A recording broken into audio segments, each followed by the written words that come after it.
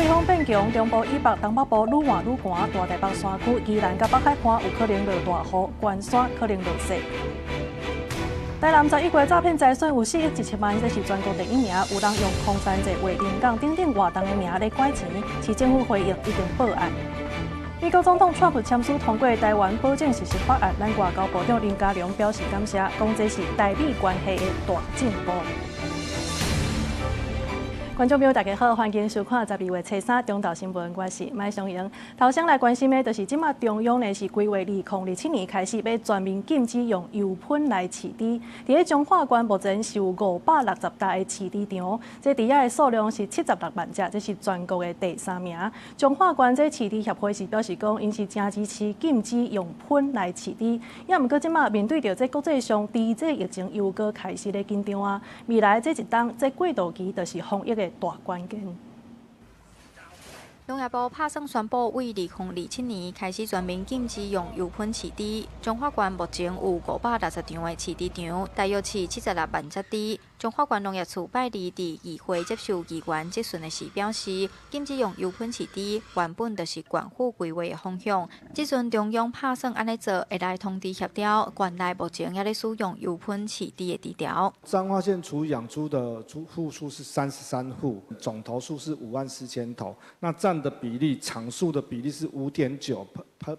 在我们的政策方面，我们其实有找那个猪农33户猪农，针对我们未来的走向啊，期待怎么做，有跟他们做一个宣导。彰化县饲猪协会表示，县内大部分的饲猪户拢赞成禁止用油喷饲猪的政策，尤其最近西班牙嘛有野猪喂到非洲猪只，面对国际猪只疫情搁变紧张，未来一年的过渡期一定要真注意防范疫情，事业油喷嘛要严格管理。这1年当中，虽然说是用事业厨余，但是事业厨余有时候也会被掺杂一些家庭厨余，怕这个还是有风险的存在。没有落实斟酌的话，就是整个风险就会拉得很高。彰化县政府表示，已经有和县内使用油喷饲猪的猪农沟通，目标是一步一步调整转型，改掉用油喷饲猪。那目前禁止油喷饲猪的相关补助配套措施，也阁需要等中央公布详细细节。短期内的家庭油喷处理，除了送分化厂烧掉，县府也会辅导各清洁队饲损行接喷，全力配合中央的政策。记者杨淑晴彰化报道。同款是这食安的问题，来关心的是婚林出产的台湾加纳鱼排呢，和高雄市的卫生局去验到动物的禁药。这业者呢是家己甲共批的这个鱼排送去检验，结果煞无去查到，这到底是倒一搭出问题？这是引起社会讨论。也那高雄市卫生局是表示讲，这检验的程序拢有照标准来，业者会当申请复检。不过到今仔日早起为止，是还未收到业者的申请。直组提出手机内底检验报告，哪讲哪比。婚林口湖鱼类生产合作社出产的台湾鲷鱼排，初一去予高雄市卫生局验出袂当使用的动物用药。合作社除了配合产品逻辑调查以外，也家己甲共批混样，以及无共批鱼排拢送去 SGS 检验。初二结果公布，全部拢是无检出。合作社总经理直组讲，因的产品要对阮出货进前拢会先送验，无问题才会出货。而且共批产品拢会留货样放1年，现在货样的鱼排再次送验嘛无验出。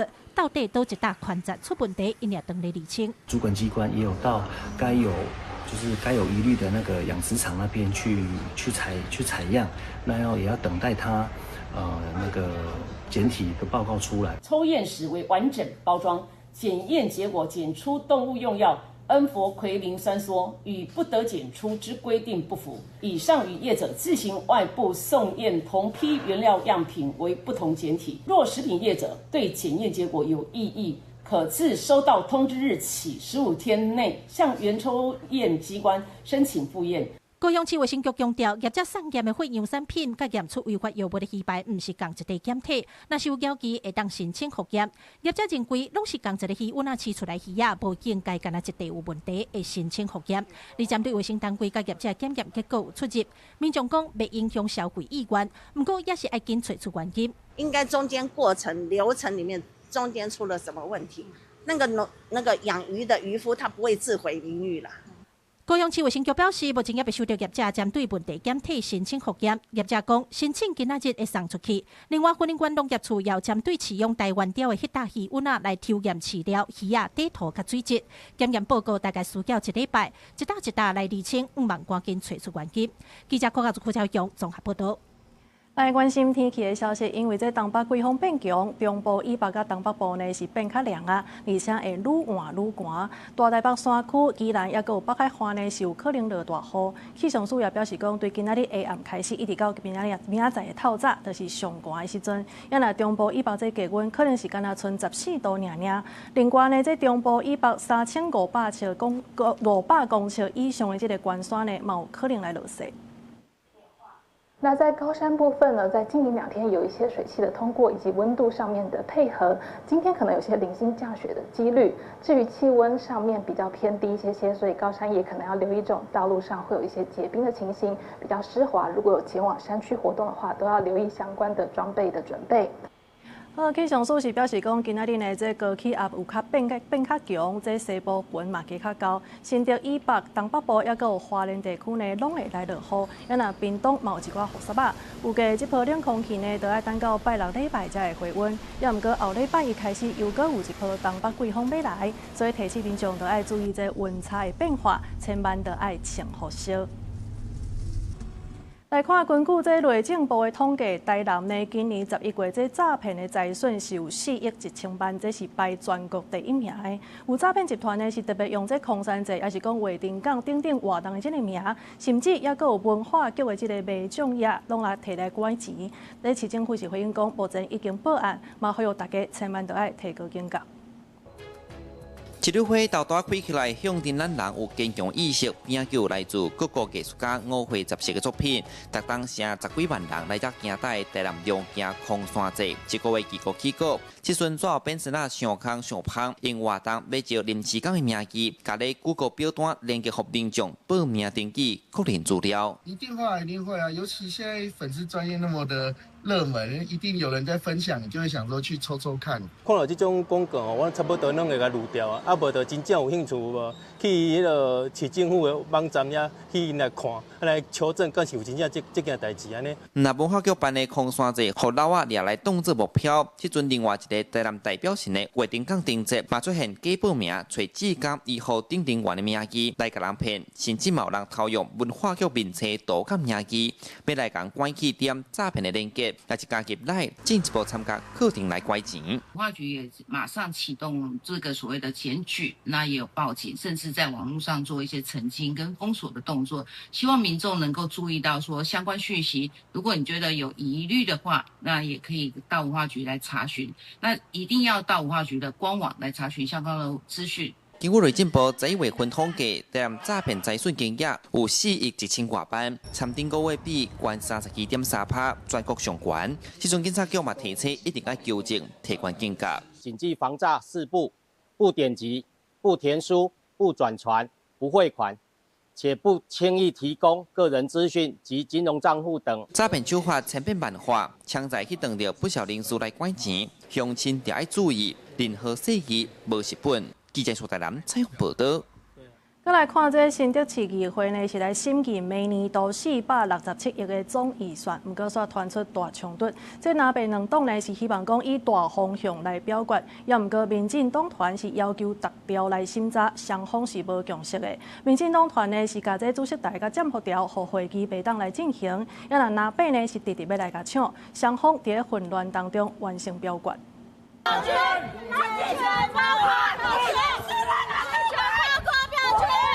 新竹市议会国民党甲民进党爆发严重冲突，双方伫主席台相争，场面强要失去控制。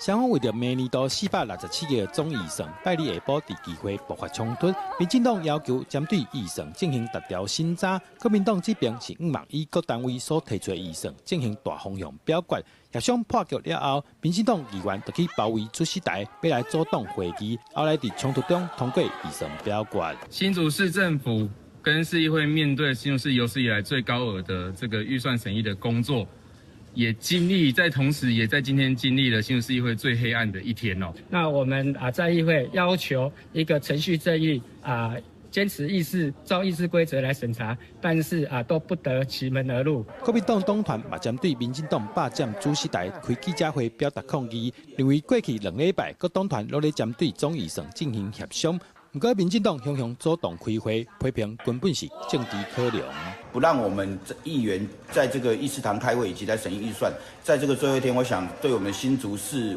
明年的建设会有非常大的问题，包括我们的辅发现金以及0到6岁这个政府养，还有很多我们基层的建设都会去影响到。在这里也要呼吁民进党，不要因为政治作秀，把立法院那一套搬到我们新竹来。新北市明年总预算在争议中表决通过，但民进党党团认为会议违反议事规则，表示续落去会向内政部提出退回审议结果，要求重新审议。记者狄文和新竹报道。台北市环保局有一个清洁队员呢，伊是甲民众无爱拼掉的这个电锅，佮甲捡倒转来，送互一个捡二纸的这个负责人，结果耍红照贪污罪，甲伊起诉，这是引起社会的议论。即马法院审理了后，是经过4届的减刑，甲判3个月，会当减罪2档，褫夺公权1档。出电的清洁队员是甲回收的电锅炸走，转送予剧本所的负责人，红照贪污罪嫌起诉。这案经过法院的审理，合议庭4摆减刑，涉及照贪污的侵占职务上持有的非公用私有财物罪，一审判刑3个月，减罪2年，褫夺公权1年。我纯粹是好心的。之后还会，比如说看到，就是还是会继续帮助有需要的人这样子。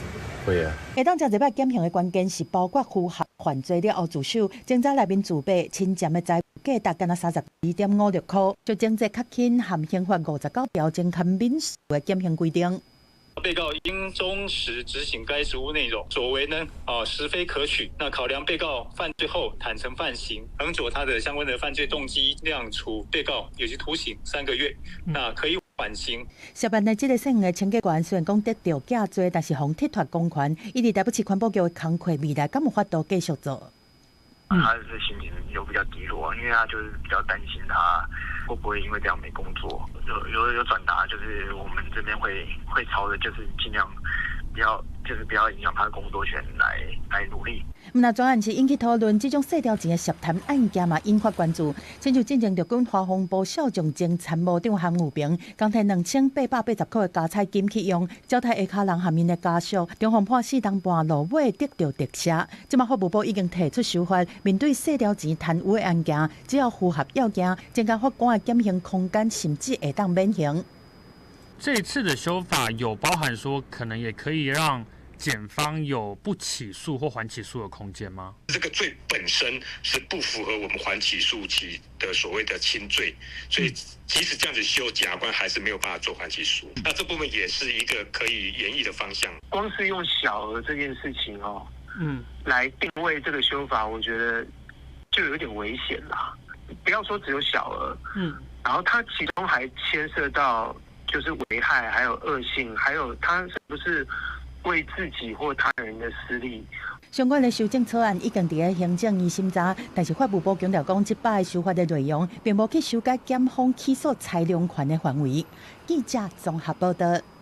来看这有影是知法搁犯法，这是台中呢有一个警察，伊是涉嫌接受这汽车代办业者的拜托，甲原本违规就已经靠牌的这个专门咧洗人的这个车辆，又搁加开一张靠牌的假罚单，互业者唔免等半冬，就会当直接罚钱，随搁来领牌。这道理上无是4400万。即马检方侦查了后，包括这个警察甲代办的业者，拢总29个人，全部拢起诉。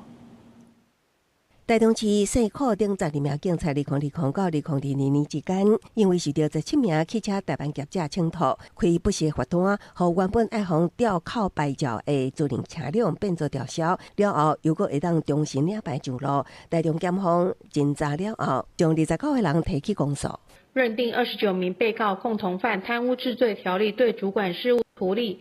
刑法之行使公务员登载不实及使公务员登载不实等罪嫌提起公诉。民国112年6月30日修法进前，驾驶有严重违规、超速等状况，牌照会用吊扣半年。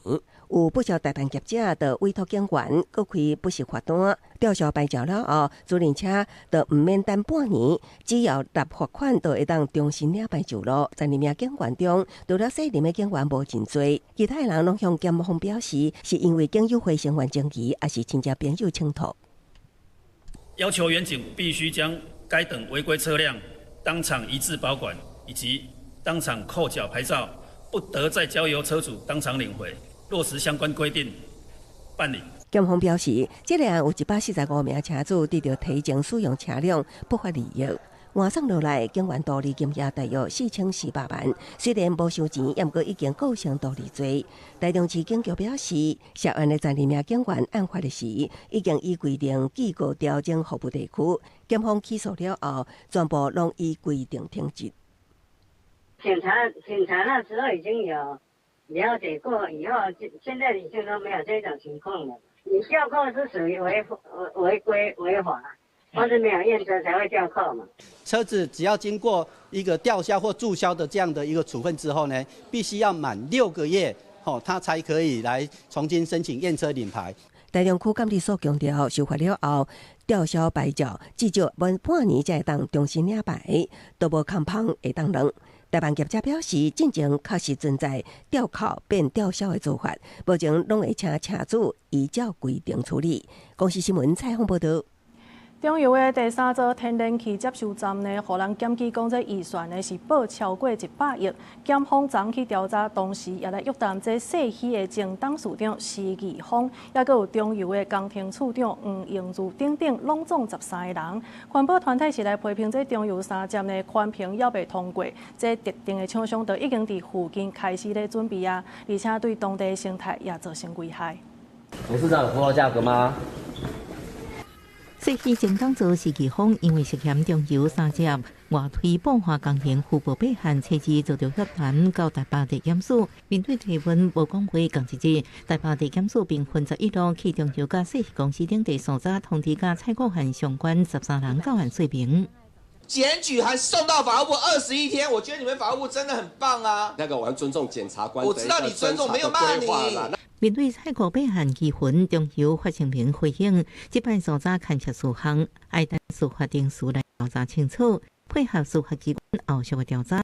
经过调查，中油在2002年之间发包办理中油3只案2期的外推保化工程，由细溪公司负责设计、预算编列甲招标文件制作，是咪到煞标出，迄时阵中油总经理技术甲业者交结，铺保工程经费超过100多亿，过程中甚至互人偷录音。生长的状况非常的差，非死即伤了。希望政府真正来重视整个，如果是错误的政策，未来怎么避免？环评还没有通过的时候，厂商已经注定了，这个就是疑案重重。后面为什么会有这些不报追加？我想就是中油本身的问题啊。法团呼吁政府甲相关单位爱心严查3只工程是不是还有其他问题，检调是要调查中油是不是官商勾结，或者是互行特定厂商资金搁流向什么所在，深受地质保政策各界拢正关心。记者综合报道。食药署发现，这化妆品的进口商益丰公司呢，伊是对新加坡进口这禁用的苏丹4号的原料，和13间厂商去做化妆品。这桃园地检署发动搜索，同时呢，嘛来约谈这个姓吴的负责人，也有厂商等等13个人，经过核实是认定涉犯诈欺罪嫌，以30万交保候团。益丰企业有限公司涉嫌卖内面含有广告禁用色素苏丹4号的红色化学原料，和下楼的厂商做化妆品。当地检署指挥市调处，随地所在办公厅，抑有工厂3个所在，下楼厂商13个所在，扣押相关的原料加制品，约谈益丰姓吴的负责人，抑有13位下楼的厂商做证人。于昨日，检察官指挥桃园市调查处执行搜索被告公司及厂商处所共16处，并约谈该公司无姓负责人。这件代志影响包括欧莱德、佩洛美丁几多间业者，总共20项产品下架回收。市高处伫咧最近已经对一项企业造成的公共危害罚新台币500万。为了要防止有问题原料搁流入去市面，主动甲相关事情提供予检调，甲司法单位做伙打击不法。于昨日晚间，经检察官讯问后，认吴姓负责人涉犯诈欺罪嫌，予以30万交保。检方讲，被告一航公司姓吴的负责人，伫审问过程承认自新加坡进口红色防腐原料，明明知影内面有禁止使用的苏丹4号色素，依然卖予下流的厂商做化妆品的原料。检察官认为依犯刑法第339条第1项的诈欺取财罪嫌重大，因过无羁押的必要，予以30万交保。一航公司是讲案件已经进入司法程序，无加做回应。记者综合报道。来关心这科技业的涉密案件呢，进前这个东京威力公司的工程师陈立平，也佮有台积电工程师吴炳俊佮高一平，是牵涉流出2奈米的关键技术，互人甲因起诉。即马这高检署是认定这东京威力呢有涉犯国安法等4项罪嫌，所以追加起诉，并且判罚1亿2,000万。东京威力的陈立明，也佮有台积电的吴炳俊、甲高一平等3个人，伫咧今年8月底，互检方呢照这漏泄营业秘密，也佮有国安法等罪嫌，甲纠判7档至14档。后来这检方呢又搁再比对这专案的事情，认定陈立明是有监督的责任，毋过煞无管理的措施，所以认定这东京威力公司就要负这法人刑事责任。再来关心，美国总统川普是来签署通过台湾保证实施法案，咱外交部长林佳龙也表示感谢，伊讲这是台美之间这关系的大进步。啊，那这美中日元首的通话呢，已经结束1礼拜的时间啊，即马中日关系也是真紧张，正又搁放下这中国是有可能伫咧12月13的时阵来发动大型的军演。啊，那咱国安局是强调讲会严格来监控。我就在这里啊。那不管是台湾的护照或外交部长的名片啊，我们都可以走遍天下。林佳龙反击中国外交部讲台湾无外交部长的代志，嘛强调咱国伫国际有行使主权的能力，台美官方交流嘛有机会正常化。因为美国总统川普正式签署国会通过台湾保证实施法案，就是生效。川普政府第一份算通过的友台法案，所以对先前有一些。质疑台美关系的，我想这个就不攻自破。对于双方面交往准则，可以彼此更这个完整的互动，包括其中到联邦机关洽公，或者是到我们代表处来这个互动。美中日元首通话了后1礼拜以来，各界关注区域的局势。林佳龙接受专访的时阵讲，中日争端可能会延续1年。马讲台日等咧共同拍拼管控情势。为什么讲1年呢？不是半年呢？不是2年呢？不是3个月呢？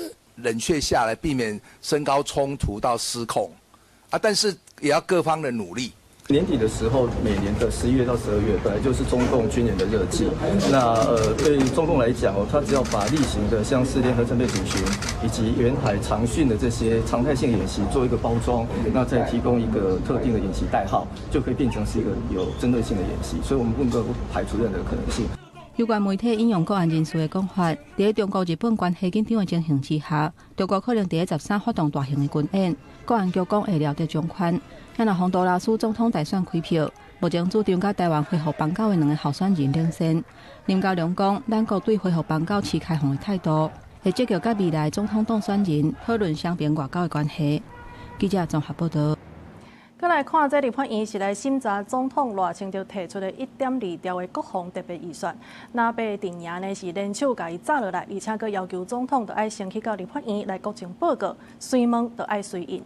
那总统府是回应讲，针对着在野呢来阻挡这个国防预算，而且佮提出这违宪的要求，因是感觉真遗憾。为了避免中国以混转演、以演转战，赖总统提出1.25条国防特别条例，要打造台湾之盾。12月初2在立法院听事委员会煞无通过。在野以10比9的票数阻挡国防特别条例将办例案，无摆入议会。民进党团手提票据，批评南北是53季阻挡国防赢敌人。国民党团总调鲍坤基说讲，无支持阿炮的去军购。国民党跟民众党针对所有保护台湾的法案或是预算都在一档再档，而根据他们自己提出来的卖台法案呢，就一路的冲。就在今天，要塞进立法院的程序委员会，贸然的要全国人民在完全不知道情况之下，要一个空白的授权。那被要求赖总统先去立法院进行各种报告，讲清楚这台湾目前的威胁，也有预算要买倒一寡军事装备，也坚持随问爱随印。不过，民进党团表示，随问随印已经违宪。我们要求，我们付了钱，东西要可以拿到，要不然我们付钱是在付辛酸的。总统愿意在合法合宪的前提下，到立法院就国政方针以及国防特别预算向国人报告，也争取国会的支持。至于国情报告以即问即答的方式进行，宪法法庭已经判决违宪。总统府强调，宪法法庭已经针对113年宪判例第9号判定相关修法违宪，针对在野立委提出违宪的要求，也阻挡特别条例摆案，感觉真遗憾。公视新闻综合报道。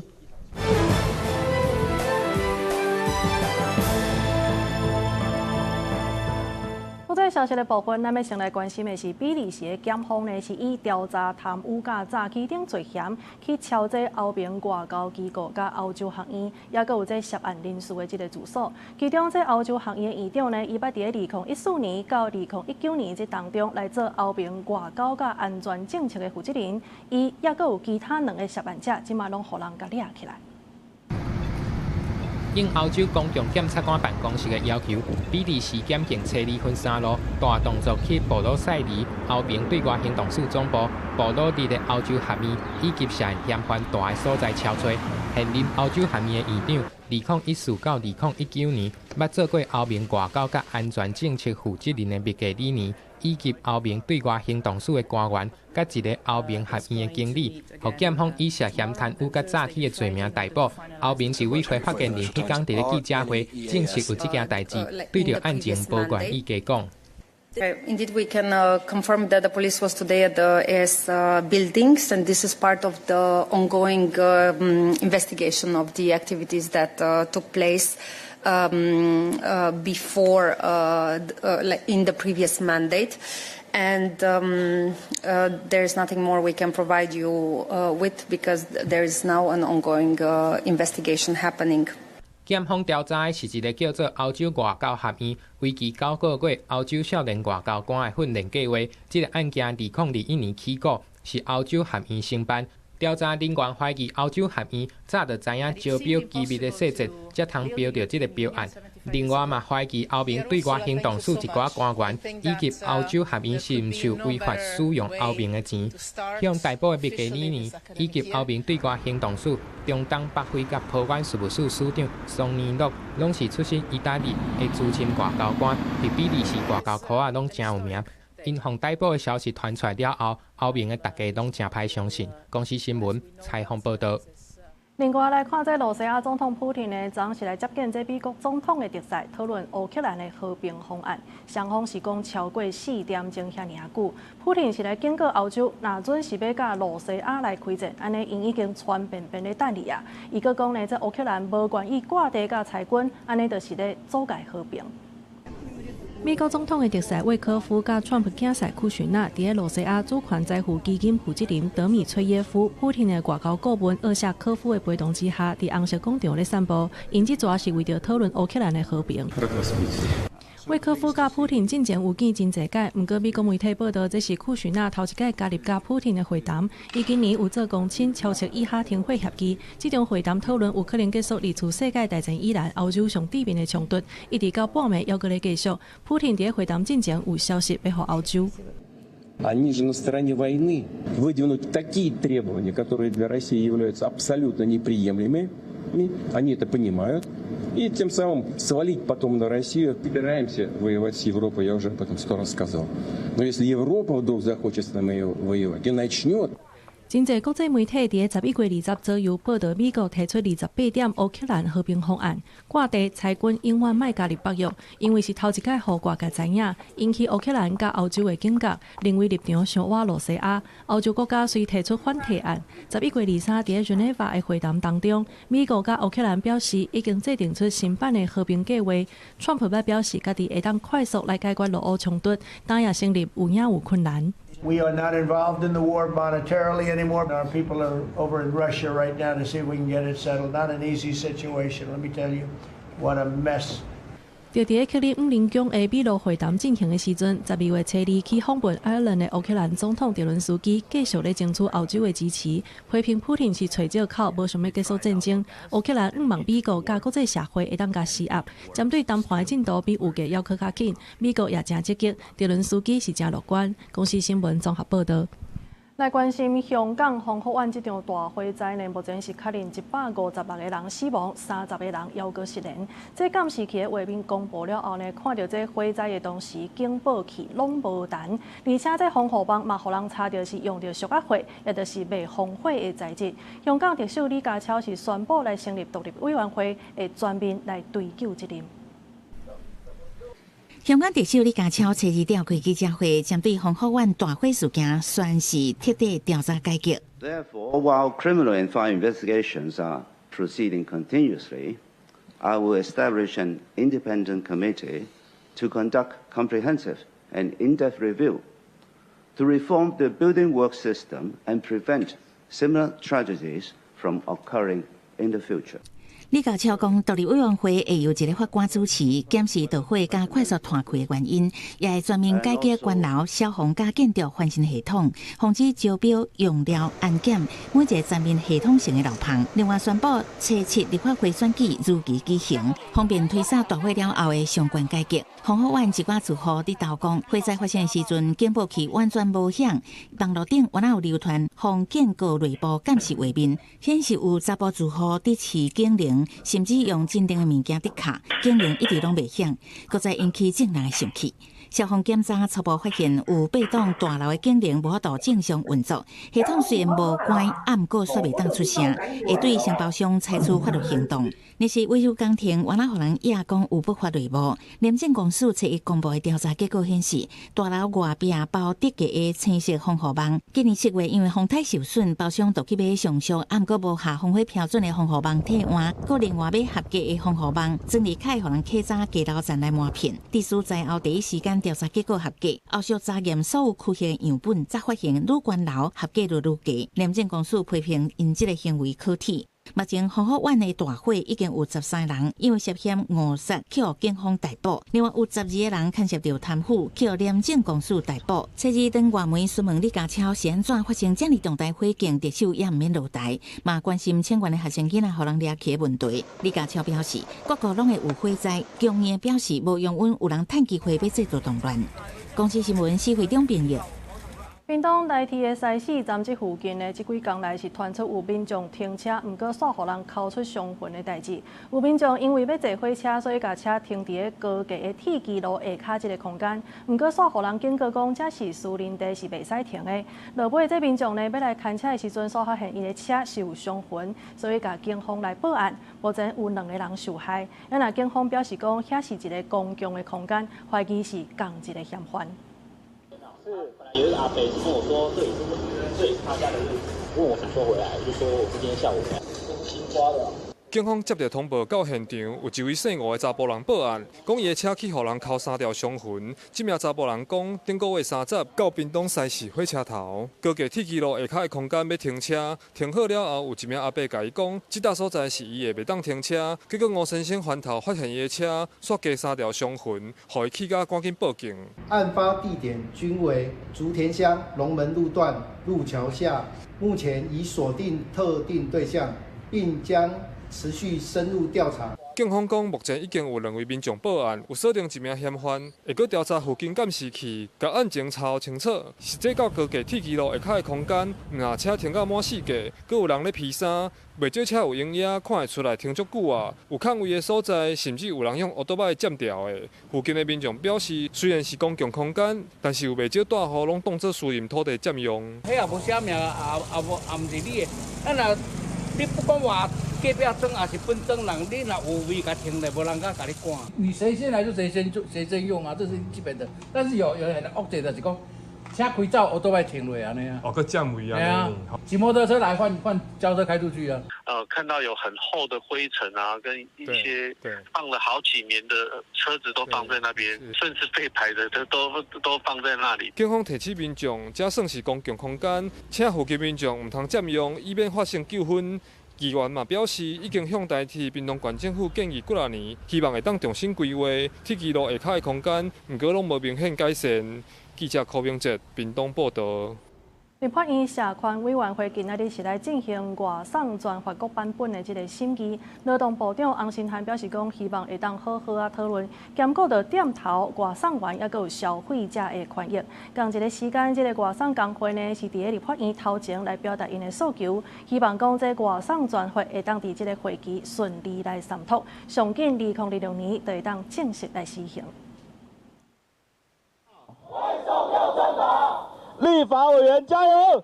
外送专法拜三正式进入立法院社权委员会进行初审。台湾外送产业权益促进联盟工会等团体也伫立法院外口表达诉求，希望政府赶紧促成外送专法。我们只希望有最基本的保障，包含薪资、包含工作权。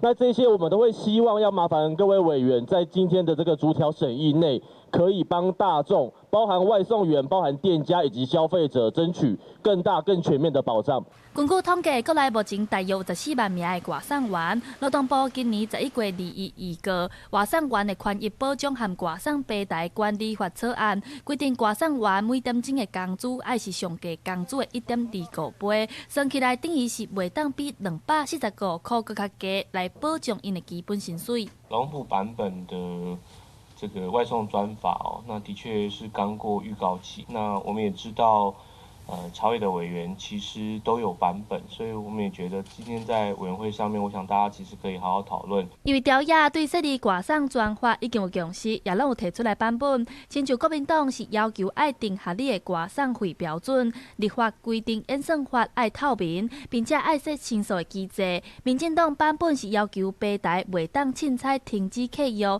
也爱负担这载的保费。我们不分蓝绿白，只有改革的颜色。我们希望尽速的通过，期待透过专法建立一个公平、安全、透明且四方互惠的产业环境。外送工会是尊重立法院的职权，敢若希望讲外送专法会当顺利伫咧这个会期完成三读，希望上紧伫2026年中就会当正式实施。记者陈选林旭凯台北报道。全球暖化即马已经成做是国际性的危机啊！这也造成真侪国家呢，拢来出现即个极端气候。即马为着要来因应，避免对人类的健康造成伤害，咱的环境部甲企业是斗阵来合作推出即个hiệu量的地图，互有需要的人会当照即个地图找到倒位有提供hiệu量的所在。热天一时会当看到公园拢无囡仔咧耍，受全球暖化影响出现极端气候。热天的时阵，高温是要到40度，超过人的正常体温。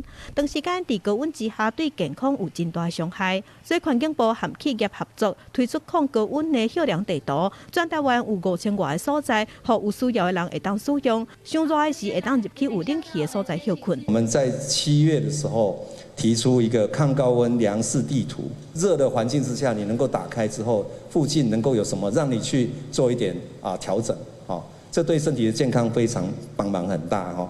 那4个多月以来我们有5000多处的量式的地点，也提供了15000次以上的一个避暑的服务。在超商门口也贴出个天气炎热，若感身体不适，欢迎您入内吹冷气休息。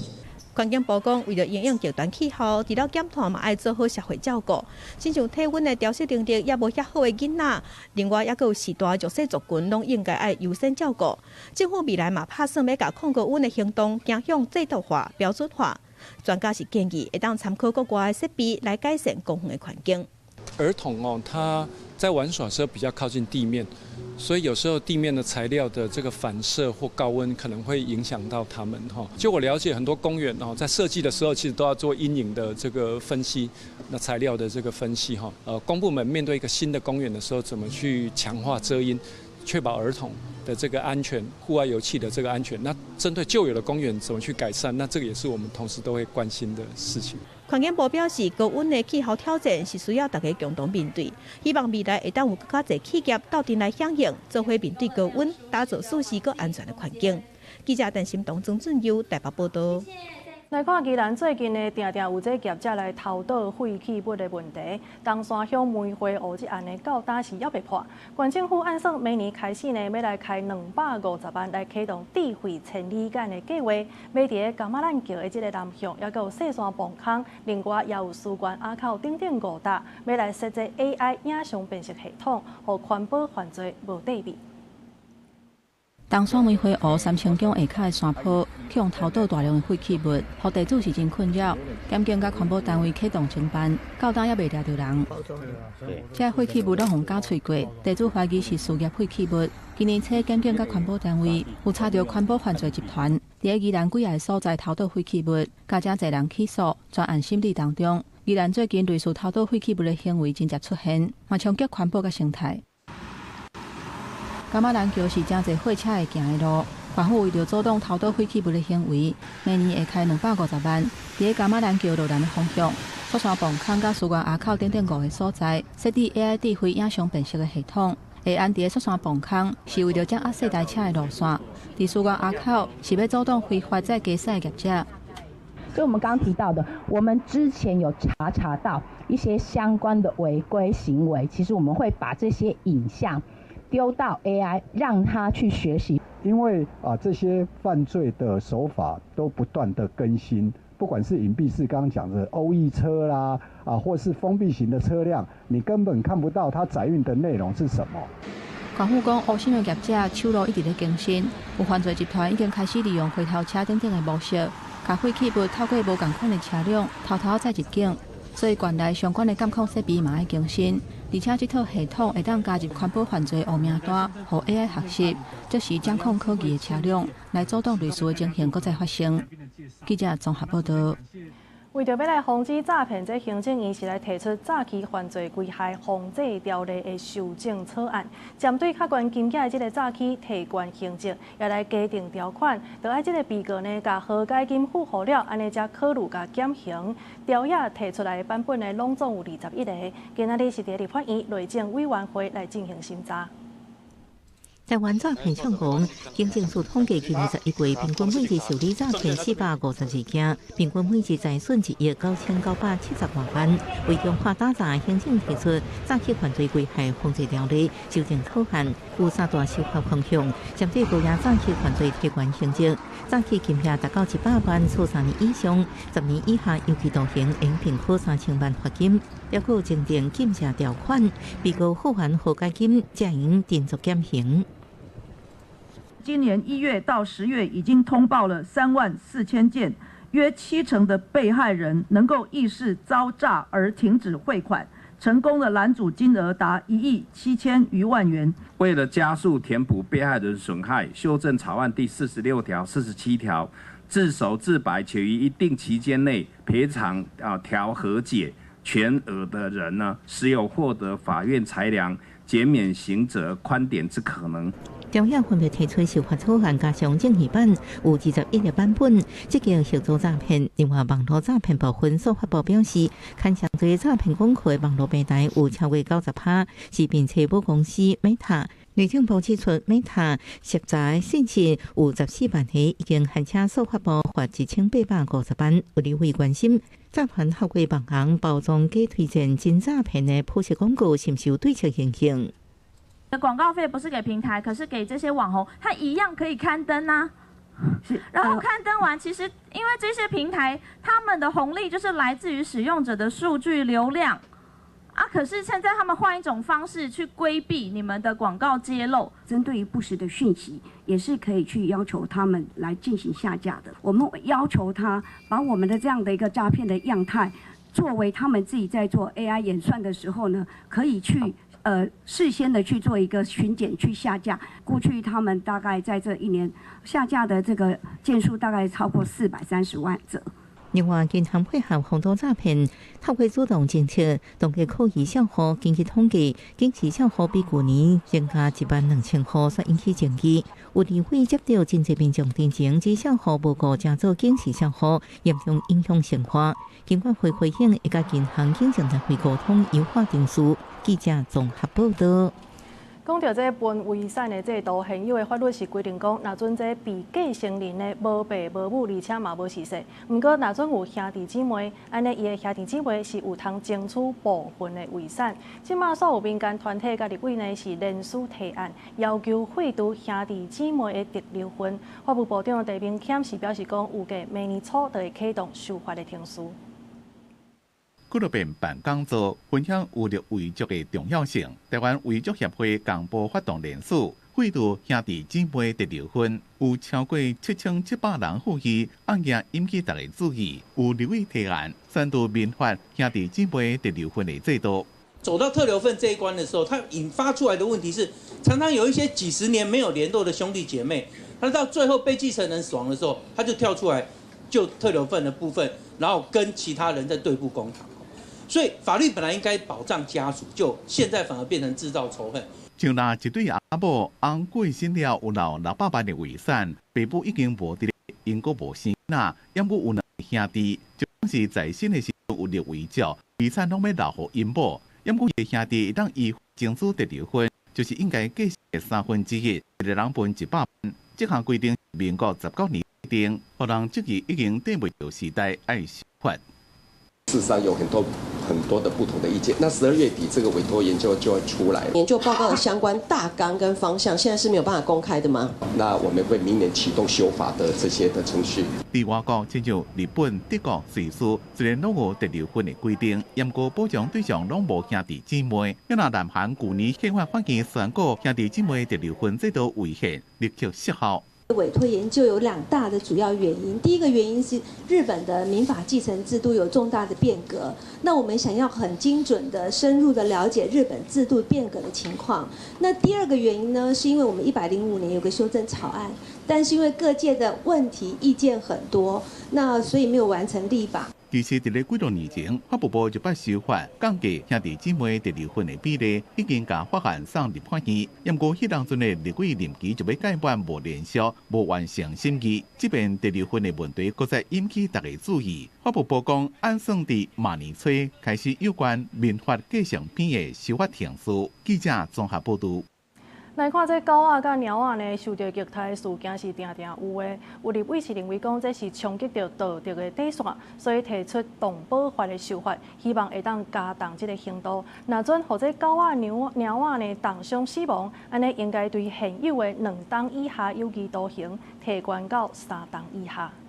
对无过的动保系毒手，不管是越南移工涉嫌伫台湾卖狗肉趁钱，也是拿到一个讲伊是动保人士的查甫虐待猫仔狗仔到死。民进党立委郭玉成指出，这个人手段残忍，虐待无辜的性命超过道德的底线，所以提案修正动保法第25条，爱加重刑度甲罚金。从现行的2年以下，那提高到3年以下，那同步的提高的罚金呢，是从30万到300万哦。国民党立委卢玉玲嘛认为，应该把刑责提悬到3档以上，将罚金对20万提悬到50万。伊强调，美国、日本等先进的国家的刑度拢比台湾悬足多。美国是最高处以7年的监禁，日本是面临的最高5年的监禁，显见我国现行的罚金跟刑责无法去有效遏止类似的事件。针对动保法第25条，认证虐待动物进行重代价，是爱过失地复诉动物重伤也是死亡。立委杨庆英等认为，应该把复诉提掉，要保护动物不被凌虐，不再伤害，而不是因为必须要有复数以上，不以数量，而是以实际的行动。伫立法院外口嘛有为野生动物离走行动联盟的团体，也标记批评政府伫管理冷冻动物的力头无够，制度缺漏，要求新增条文，确保会当禁止民众乌白饲冷冻动物。我们就要做很多要降低冲突的事情，譬如说要去取缔这一些喂食的行为，这个样子，那就是针对有没有针对喂食就是开罚。再去立法院经济委员会审查动保法修正草案，总计38个提案。农业部表示，除了加重刑责、加强饲主的责任、提升收容管理品质、强化动保检察员行政调查职权，拢已经有共识。公司新闻采访报道。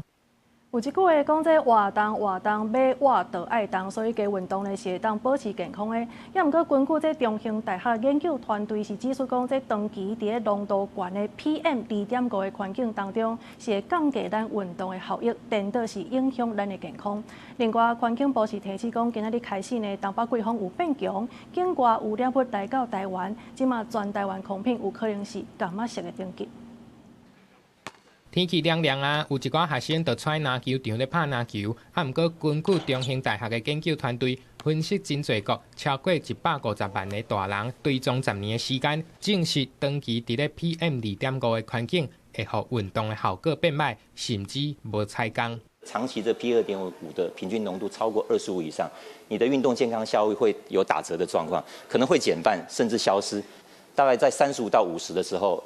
规律运动对于癌症死因的保护效果已经消失。这是全球头一个查出 PM2.5浓度和运动健康效益关联的跨国大型长期研究，嘛发表伫国际重要医学期刊。学者讲，东亚、南亚甲北非地区受到季风的影响 ，PM2.5的影响大大明显。若全球目前有将近50成的人口生活的环境当中，每一年平均的浓度每日愈未超过25微克。可能心肺的影响啊，可能会就是致癌的风险提高啊，或者是说对可能呼吸道的疾病，就是你出去的时候会感觉到就是身体有点不适的那种感觉，就可能会戴口罩出门之类的那种情况。会再继续运动吗？就是可能会先避免掉那几天。自初三开始，东北季风增强，天气的转凉，环境部嘛提醒，境外污染物嘛影响到咱台湾的空气。透过环境部即时空气品质资讯，初三一透早，全台湾的空气拢是普通到柑仔色提醒等级。最主要是风啊，因为风如果太弱，吹到中南部以后，风变弱了以后，它就可能把北部的这个吹到中南部，就比较容易累积在那里。但是它没有像上礼拜就是比较高，那目前的情况看起来是有稍微就是普通良好到普通。环境部讲，甲顶礼拜 PM10无共，即礼拜是受到东北季风的影响 ，PM2.5影响范围会拖到中南部，因为中南部是伫咧风尾，佮加上无落雨，污染物较高立即。估计初五透早开始，空气品质可能会当回到普通的等级，提醒民众爱注意。公司新闻采访报道。来看这美国海军呢，伫咧加勒比海的海域来掠委内瑞拉的运毒船，也毋过煞传出真大的争议。这美国国防部长赫格塞斯呢，是因为阮船第2届搁去攻击这卖毒的船只，结果受到严格的审查。民主党是讲会伫咧国会投票的时阵来阻止继续攻击委内瑞拉。美国总统川普初日伫今年最后一届内阁会议中强调，美方真紧着袭击委内瑞拉的掠夺目标，强调已经掌握毒贩的情报。这届要限制总统川普对委内瑞拉采取侵略行动，民主党参议员表示，会透过国会投票阻止美国对委内瑞拉发动攻击。维吉尼亚州的 Tim Kaine、加州的 Adam Schiff、肯塔基州的 Ron Paul、甲纽约州的 Chuck Schumer 伫联合声明当中指出，对委内瑞拉采取未经授权的军事行动，而且付出真大代价的错误。He said, "I want those boats taken out. We need more information on the Caribbean. I've asked Hegseth over and over again to release the video so we see what's going on and we see if there are war crimes." 过去3个月，美军至少对加勒比海甲太平洋的科技运毒船发动21摆打击行动，至少造成83人死亡。关键伫9月初2迄天的行动，2名生还者伫水中互遭灭。I watched that first strike log, so I moved on to my next meeting. A couple of hours later, I learned that commander had made which he had the complete authority to do, and by the way, Admiral Bradley made the correct decision, to ultimately sink the boat and eliminate the threat. It was the right call. We have his back. So you didn't see any survivors, to be clear, after that first strike? I did not personally see survivors, but I stand because the thing was on fire. 华盛顿邮报引述消息人士的讲法 ，Hexas 当初口头下令，把所有船顶的人拢杀死。根据国际人道法，只要敌对人员互拍着伤、失去作战能力，还是投降，就袂过是合法的攻击目标。故意对安尼的人发动攻击，是袂互人接受的。公司新闻，黄文玲编译。那下晡晡的天气到底是如何呢？天气玻璃仔带大家做回来了解。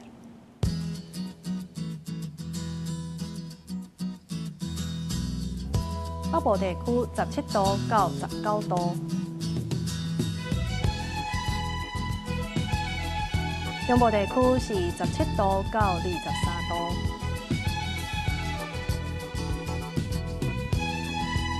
南部地区19度到27度，东部地区是17度到24度。那外岛地区14度到22度，还有未来3天的气象。